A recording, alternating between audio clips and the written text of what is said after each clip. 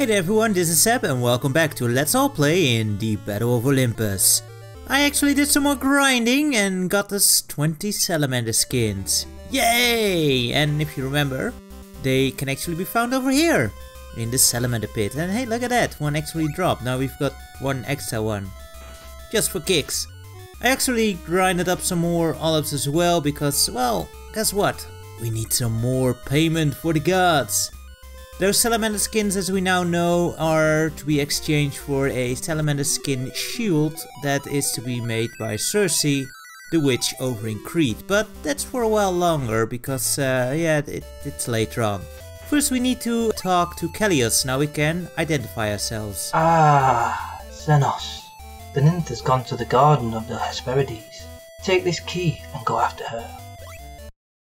And we got a key, which we need to find the next nymph, so must have. I know nothing more. The rest depends on your luck. Ah, well, that's great. Here I was being afraid that it had anything to do with my skill, but luckily it just has to do with my luck. Actually, that's not so lucky, seeing as I've never won a lottery, but well, we'll make the best of it, I suppose. We do actually head out to the hardest part of the game, because yes, we need to head to that garden of the Hesperides, which is in Phthia, which I've already mentioned is an awful place. But first, we meet Gaia over here, who's sleeping. But with the ocarina we can play the Song of Awakening and wake her up and find out that she's actually pretty much a Cyclops. You can actually get a cheap hit in there, but I kinda mistimed that. But using that ledge there, not a problem. Anyway, this is why you get good at the game, because otherwise you get dead, and if you get dead you will not get far here. Phthia, oh boy, there's two paths here and they're both important. We first go to the left path, and I highly recommend that you first go and save at the temple of Athena. If you happen to die, and you will, then you can actually retry and start from there. If you continue, remember it eats half of your olives and we will need 70 olives. And it was actually a very nice skill shot. As you notice, I left one of the pickups behind from the birds so to avoid another spawn, because those birds are the worst here. Apart from those monkeys, they are pretty terrible as well to knock you into the pits here. Just believe me when I say you will die a lot to learn this area here, and it's just an awful place. Also, those birds, they hurt, like even if you don't get knocked into the pits, each hit takes 4 bars of your health. That was very close. So yeah, that's annoying, and sometimes it's just better to just take the hit from a smaller enemy to actually get somewhere. And here we find ourselves in another temple of... I'm Hephaestus. I'll give you my sword for 70 olives. Sweet deal! I grant you the power of Argus. There is also something useful in the garden of the Hesperides, on the other side of the waterfalls. And he gives us the Divine Sword, the best weapon of the game, and it is indeed awesome. It does a lot more damage, it basically functions like the sword. However, if you press up and attack, you shoot out lightning. Now we are truly linking it up here, and you can also do the ducking trick here, which is awesome. Hear the word of the gods. Don't forget it. I won't, Mr. Hephaestus, sir. Thank you very much for this awesome weapon, and it's very cool. And is he looking? No, good. So we get the Staff of Fano out, because that's the true awesomeness, because there's a lot of low enemies here. And yeah, that's I just prefer that, because it lets you better control the flame on the floor with those low enemies. Now I get to make our way back. You do not need any more olives here, so if you happen to die, you can freely continue. Eat this, it'll give you strength. Go see the witch Circe before going to Phrygia. A decent tip, although I must admit the shield, it is pretty pathetic. That jump, by the way, is very hard. But yeah, now we make our way back because, you know, we are not going to die or anything, are we? Who knows, who knows. Get rid of the monkey there, and here I actually don't see that the olive drop down there, so I'm waiting for the bird to respawn like an idiot. Come on, Seb, you can do it. Go on, there you go. Or there I go, I should say. One thing to keep in mind with the Divine Sword, that lightning is actually what... Skill shot! Is actually what's called the power of Argus. Which is awesome. However, the power of Argus actually drains your life. That was very cheap.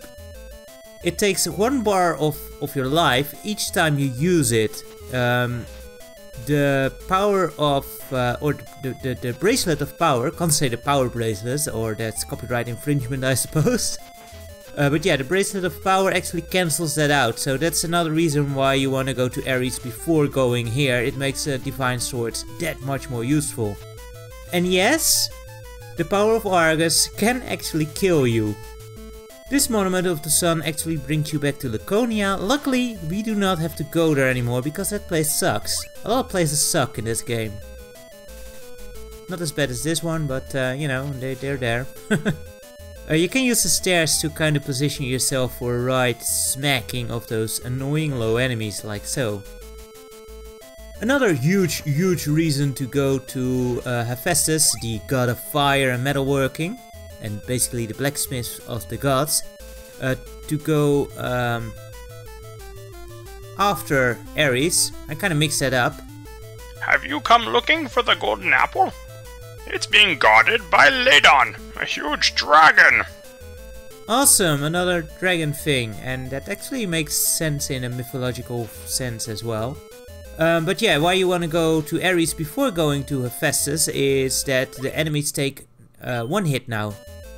Here you do want the Divine Sword, even if you do not have the Bracelet of Power. Kill that centaur with the power of Argus. He is terrible, he hops all over the place. And crap, now I need to go to the top again. Yeah, there's a hidden door in the waterfall there that brings you to the Garden of the Hesperides eventually. And if you remember, Keleos did mention that the nymph actually went here as well, which is your only tip to do at this. It's not a lot to go by, but yeah, it's there. Oh, Xenos, you've finally come. The Grey found me at Laconia, so I fled here. Erinna was taken across the sea to Crete. Here is a letter and fragment of love from Erinna. Please, hurry.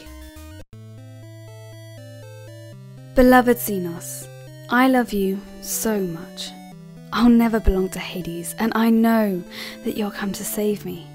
According to Hades' servants, the entrance to Tartarus lies along the sea between Crete and Argolis. Alright, our second fragment of love, and we now know the location of Tartarus, which by the way is the only location we cannot yet access. As soon as you get to Ocarina, you can basically access all the areas of the map screen.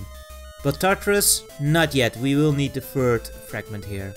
And this is the Garden of the Hesperides, which is kind of a terrible area as well, because there's these enemies, those fire flowers, they kind of work like those skull ties from Castlevania. And you got those butterflies there, which dispense spores, which are very hard to see. And over to the right here we find what was prophesized here, the 11th labor of Heracles, Ladon, who is guarding a golden apple. With the power of Argus, he is a bit of a pushover. If you do not have the power of Argus and you need to go hand to hand with him, he is a bit problematic. Basically you want to jump towards him and slash him in the head and then jump through him using the iframes. But the iframes are very limited, and his wavy pattern, he was very kind to me here. His wavy pattern can be very problematic, ouch. And yeah, here are these annoying butterflies. But yeah, that was the 11th labor of Heracles, not Ladon himself, but to actually steal a golden apple from the garden here. And you know, Heracles being a badass, he decided to, you know, kill Ladon in the process, who was actually guarding those golden apples, because that's how he rolls, I suppose. But yeah, one of the tougher bosses in the game, honestly, especially if you do not have the Divine Sword, and if you do not have the Bracelet of Power. He takes a lot of hits, because he has 40 health. That is a lot. And here you see the Centaur being a proper pain in the ass, like he's always tends to be. But yeah, so there's a lot of reasons to actually go to Ares first. And I don't know why no walkthrough suggests going there first, because it's just way to miss everything there, Seb. And don't fall into the waterfall, that would just be silly. But yeah, I don't know why walkthroughs... I'm really doing a good job at killing myself here. If it weren't for the golden apple, I would be dead now. That is just bad. I was doing so nicely before. But yeah, it's just, it makes this area so much more manageable to go to Ares first, get that bracelet, and just plow through the enemies here. Otherwise, for example, those birds, 2 hits. Those monkeys, 2 hits. Skill shot. So yeah, I'm very glad we are done with that terrible area. And if you are playing along with you, then I wish you luck, and I wish you my well-meant condolences, because you will pull out your hair pretty soon. How do you think I got bald? And over here I will go and save the game, and perhaps save some more olives up, because, you know, there's some more gods to meet. And basically when Zeus said help out this mortal, for some reason most of the gods kinda heard extort this sucker like he's made out of olives. And he has to haul like 3-4 olive trees to each temple or something. It's ridiculous. In a way it makes sense to have olives as currency, I suppose, because back then olives... well, olives themselves weren't that... like used as a currency, but I do believe olive oil was, and not the Popeye kind, like women, but like the actual oil. So that was kind of a commodity that they did use. Anyway, I think that's enough here. I will see you guys next time. Thank you very much for watching, and until then, take care. Bye bye for now.